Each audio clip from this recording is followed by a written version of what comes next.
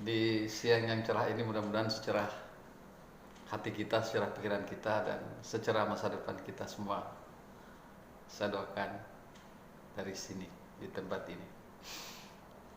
Pagi ini saya bercerita sedikit tentang masa depan. Masa depan adalah sesuatu yang harus terus-terus kita pikirkan, kita tularkan, kita sampaikan kepada setiap kesempatan. Tentu seperti itu. Yang saya ingin sampaikan kali ini adalah berkaitan dengan masa depan Indonesia, masa depan dunia, termasuk di dalamnya masa depan Kabupaten Muna, di mana kita lahir, besar, tinggal, dan mungkin akan kembali melalui tanah di Muna itu sendiri. Begini, teman-teman sekalian, pemirsa di mana saja berada, saat ini adalah kita sedang menghadapi masa depan Indonesia emas 2060. Tentu itu harus paralel juga dengan masa depan kita di Kabupaten Muna. Saya mengambil temanya yaitu sektor energi.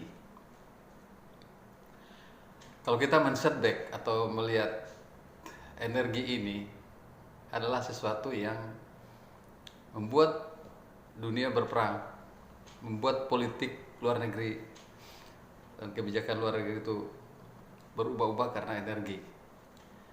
Perang global itu disebabkan oleh energi, karena betapa pentingnya energi itu. Tentu dulu ya, di zaman dari dulu, dari revolusi industri maksud saya, itu kita mengenal namanya energi fosil.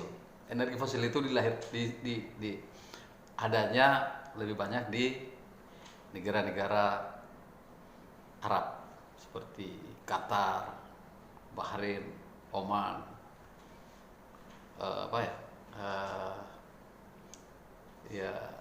Uni Emirat Arab, Saudi Arabia, dan lain-lain sebagainya. Dan pada akhirnya mereka menjadi negara-negara yang super kaya, berlimpah kekayaan mereka, utamanya Emir Arab itu yang saat ini kita melihatnya. Tentu itu sesuatu yang juga sebenarnya kita impikan semua ya, sebagai manusia. Namun seiring perkembangan zaman saat ini sekarang, rupanya energi itu sudah beralih akibat kemajuan pikiran manusia yang terus berkembang. Dari energi fosil atau yang dihasilkan dari energi dari biota yang sudah jutaan tahun yang lalu tercipta, menjadi energi terbarukan. Energi terbarukan ini adalah sebuah energi yang bisa diperbaharui, maksudnya misalnya yang terbuat atau yang dihasilkan oleh tumbuh-tumbuhan atau nabati. Yang terbesar yang dihasilkan oleh energi terbarukan itu adalah kelapa sawit atau CPO. CPO itu dirubah menjadi energi saat ini. Energi yang dimaksud adalah bahan bakar. Bahan bakar itu seperti yang kita kenal sekarang namanya biodiesel. Ada juga bioaftur dan lain-lain sebagainya. Rupanya ini sekaligus mengurangi karbon atau gas beracun atau emisi efek rumah kaca yang sudah sangat parah di jagat raya ini sekarang. Dia sudah menyerang permukaan atmosfer, di mana kehidupan kita ada di situ.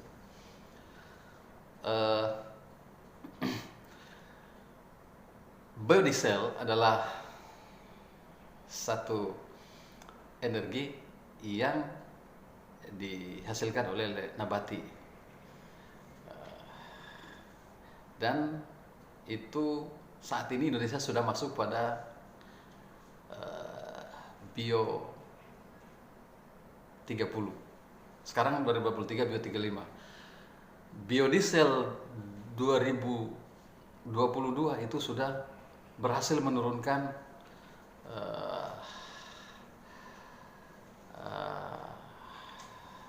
semacam karbon emisi sebanyak 28 juta ton. Sebanyak 28 juta ton, dan berhasil meningkatkan atau mengurangi pengeluaran dari impor bahan bakar 122 triliun. Luar biasa. Di tahun 2023 meningkat menjadi B35. B35 itu maksudnya begini. B30 itu adalah 30%, sederhana, 30% dari tumbuh-tumbuhan, 70%-nya tetap dari bahan baku solar misalnya. Nah, dari bahan baku energi fosil itu tadi. Solar itu fosil, minyak tanah, minyak solar, bensin, aftur, itu semua namanya energi fosil. Nah, itu ya, seperti itu. Nah, itu tinggal 70%. Nah, 2023 itu kita sudah masuk di B35. Seperti apa yang disampaikan Pak Jokowi tahun 2023 kemarin. Masuk di program B35, B35. B35 itu maksudnya 35% dari kelapa sawit, 65% dari minyak aslinya, dari energi fosil. Itu sudah mengurangi sampai 34 juta 9 ya.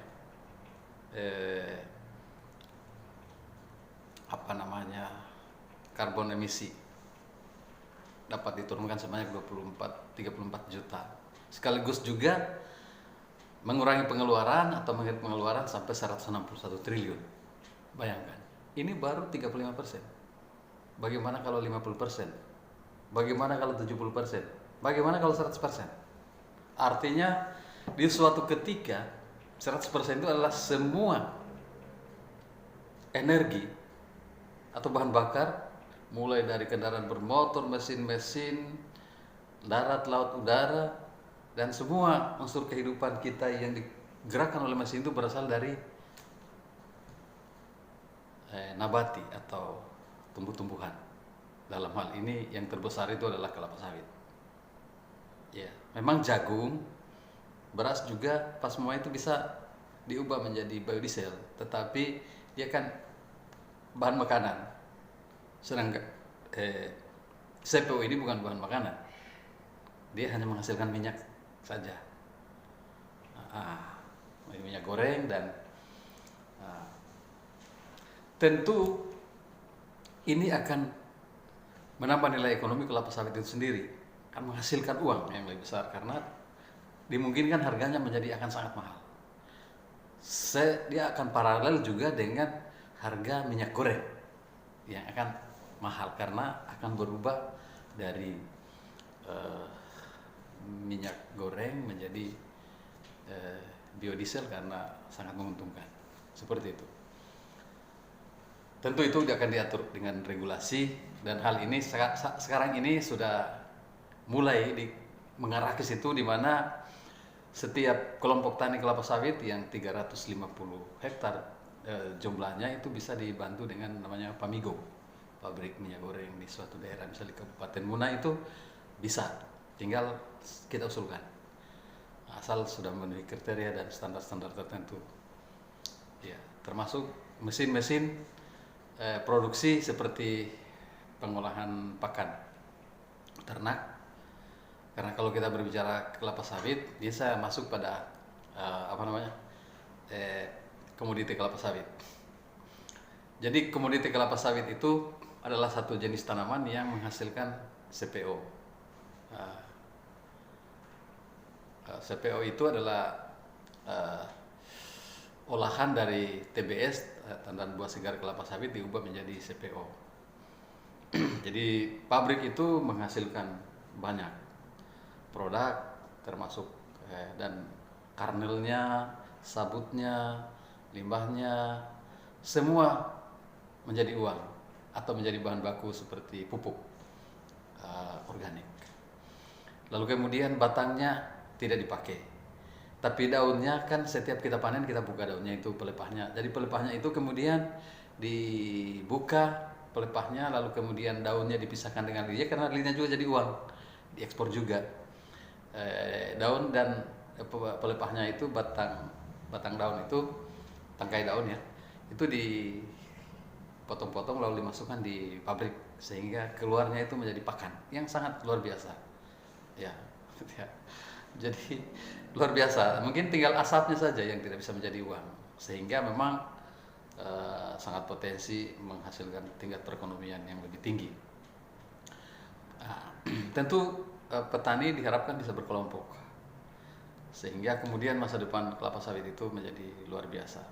Alhamdulillah kita bisa cerita kelapa sawit karena kita berada di daerah tropis, iklim tropis.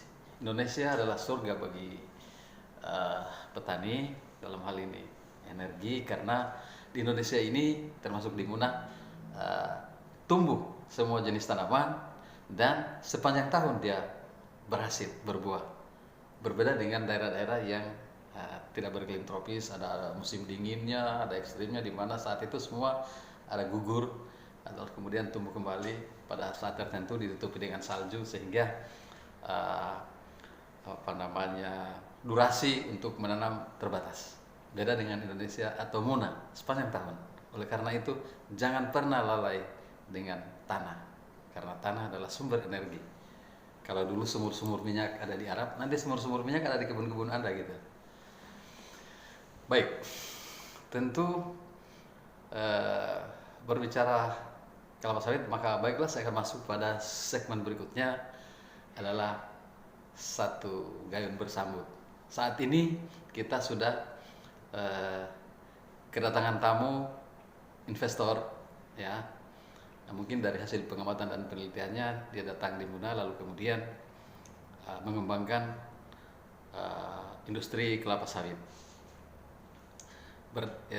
Perusahaan itu namanya Krida Agri Sawita. Krida Agri Sawita ini adalah satu perusahaan yang bergerak di sektor industri manufaktur, dari TBS menjadi CPO dan lain-lain sebagainya. Kebetulan saya sebagai Apkasindo atau organisasi asosiasi yang menaungi para petani itu sendiri. Dalam pertemuan kami sebanyak sudah 3-4 kali kita menghasilkan sebuah kesepakatan bahwa Kabupaten Muna itu tidak menerapkan plasma atau inti plasma, tetapi dia inti mandiri. Inti mandiri dalam arti dia punya kebun sendiri, seberapa besarnya yang dia mampu untuk beli, lalu kemudian dia kembangkan, karena itu untuk menjamin produksi. Karena kalau diserahkan kepada petani produksinya, jangan sampai petani juga akan mengalami kegagalan dan lain sebagainya. Sehingga kemudian, apalagi di daerah-daerah yang baru, seperti Kabupaten Muna yang selama ini belum pernah mengenal kelapa sawit. Mandiri dalam arti, mitra mandiri dalam arti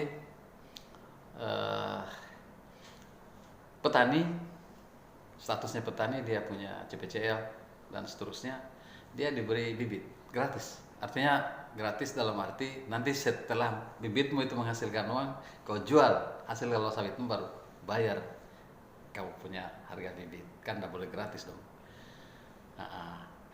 Korporasi dan Apkasindo membantu mengedukasi petani bagaimana mengembangbiakan atau membudidayakan kelapa sawit itu, karena dia butuh proses yang cukup rumit juga untuk menghasilkan buah yang lebih banyak dan lebih lebat, lebih berat dan seterusnya.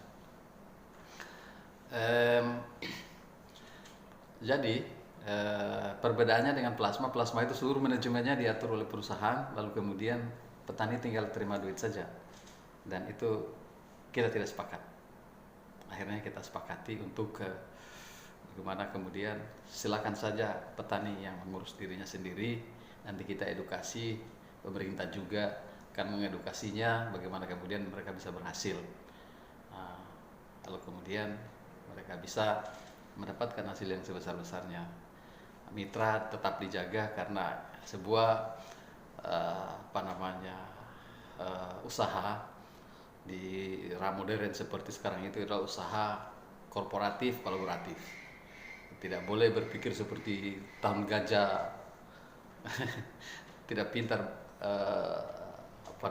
berkolaborasi, tidak pintar kerjasama. Kita harus pintar kerjasama karena sekarang dunia kerjasama. Dan menjunjung tinggi nilai-nilai kerjasama itu sendiri. Jangan kita artinya tidak patuh dengan apa yang kita sudah sepakati bersama, seperti itu. Dan mungkin ada pertanyaan, terus harganya ditentukan oleh siapa? Nah ini, harga TBS atau tanaman buah segar seluruh Indonesia itu ditentukan oleh pemerintah bersama korporasi. Tidak ditentukan sendiri, kami juga ikut bertanda tangan, dan sebelum kita menetapkan itu kita bertengkar. Gini, terbuka dia. Apalagi nanti akan diprotek dengan satu undang-undang khusus. Saya dengar-dengar ini sudah makin luar biasa Indonesia saat ini berkaitan